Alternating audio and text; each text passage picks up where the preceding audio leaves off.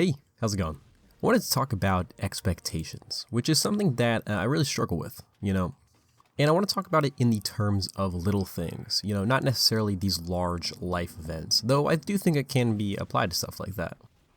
I think kind of growing up terminally online, as I've been pretty brutally honest about, has meant, I spent a lot of time inside and I didn't really get out when I was little, so now as I'm growing up, I'm kind of spending a lot of time actually learning new things and learning how to do things outside of my comfort zone. And I've talked about this a lot in relation to a lot of other things, but I think this is something that everybody on some scale can relate to. I don't think it's just dependent on if you're a terminally online shut-in like I used to be.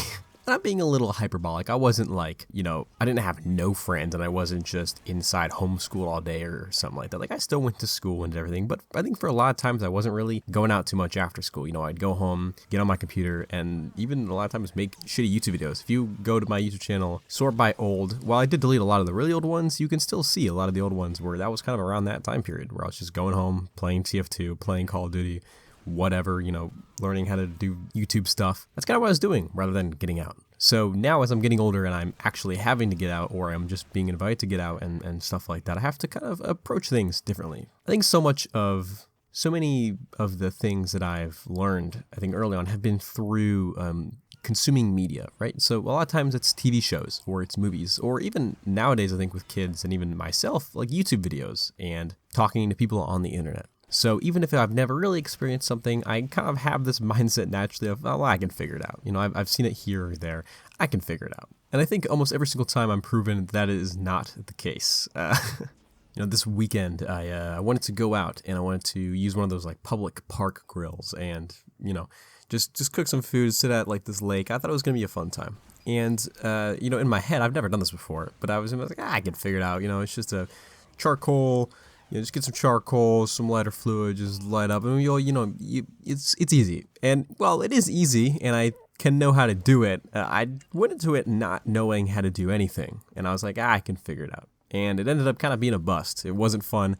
It was kind of like, it's just ruined my day. Now I just feel like shit. And while in hindsight, it is pretty funny and also just kind of an embarrassing story that I guess now I can tell. I think it literally would have taken maybe 3 Google searches and that would have gone a whole lot better. But I just kind of went into it being like, I can figure it out. And it definitely wasn't the case. And I think you can apply this to major life things. I heard somebody else talking about this, but a lot of people experience something like their first kiss through TV shows or through movies way before they ever actually experience it. And I think that creates a lot of unrealistic expectations and can kind of bum you out if it doesn't turn out how you expected it was going to be. I think a lot of people have a very picturesque kind of image in their head whenever they're going to do something like a major life event. It can even be something like graduating, for example. And I'm just using a first kiss kind of as an example because I think that's something pretty much everybody can relate to. You have this image in your head. I feel like a lot of times if you grew up watching TV shows and movies of this perfect moment. And at least in my experience, it kind of wasn't that perfect moment. I didn't necessarily have that feeling of, it wasn't perfect. And I shit myself for it, but I know a lot of people kind of do. A lot of people will hold off for so long because no, it has to be perfect. It has to be like this and that. So it becomes that perfect moment. And if it doesn't end up being that, it bums them out and it can kind of ruin the situation forever in their head.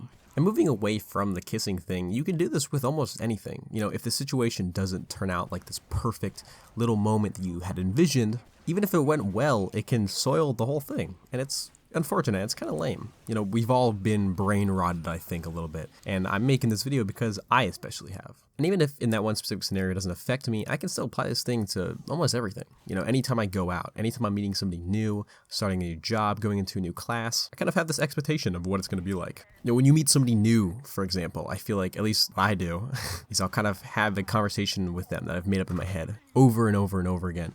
And when I do actually talk to them, they go off script and it doesn't go how I was planning it was going to go. And I think that can cause me to fumble a lot of scenarios that I don't think otherwise I would have fumbled. If I didn't build up this pressure or go in with these set expectations and I would have just went with the flow, it would have probably went a lot better. And I wouldn't have had to stress myself out over it.